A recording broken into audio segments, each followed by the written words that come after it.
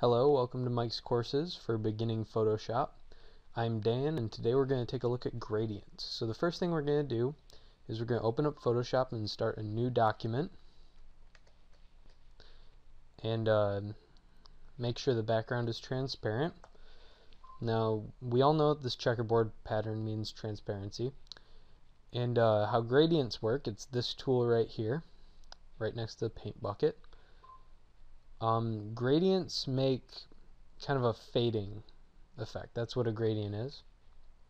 And let's say we just click on our gradient tool. We have everything set to the default settings, and we're just going to make a big line right there, and now we have a gradient. Now it's important to remember that this white over here is not transparent. So if we were to have an image underneath it, it would be completely covered up by the white and the black. And if we were to make it the line going this way, the gradient would switch along with it.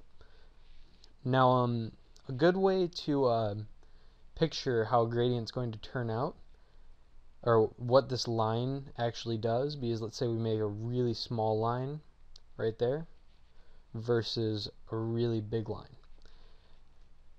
Well, okay, so on this side of the line we have complete white, which is our setting over here, and then over here we have complete black, and everywhere where we drew that line we have gray.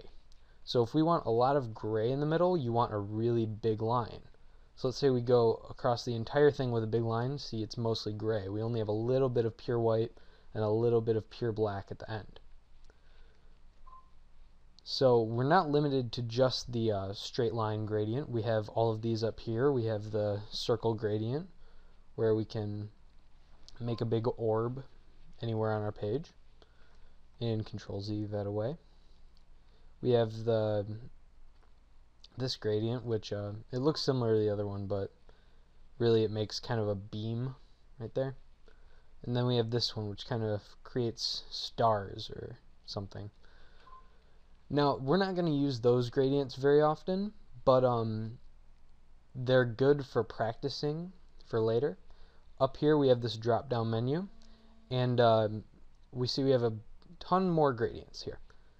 We have the rainbows and phone colors and all that, but probably the more useful ones are the ones where we see this transparency. You see that checkerboard pattern.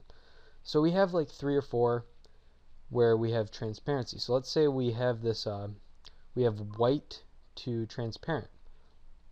So we can come over here, we can make a big line, and we see that we have pure white up here and pure transparency down here. Now you may be thinking, can I only have a black and white or these rainbow patterns up here? The answer would be no. You can come up here in order to change your gradients, and instead of clicking on the drop down right here, we're just going to click on the gradient, and you get this message box here. And here is our gradient. I'm actually going to use our original one, the pure black to pure white gradient, as the example. Now let's say we want to have a lot more white in here than black. Then we would just drag our white side over here, and we see, oh sorry, you want both of those, and we see a lot more white than the black over here.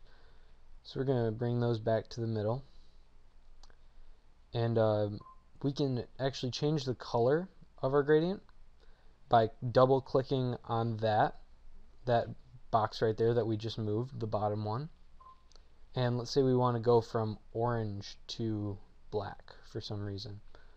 Well, we can switch that. We can press OK.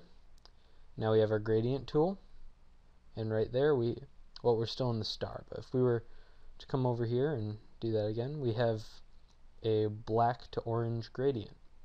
Okay, and the last thing we're going to do with gradients, we're going to come back up here. We're going to open up this dialog box again, and instead of clicking on one of these, we're going to click right in the middle.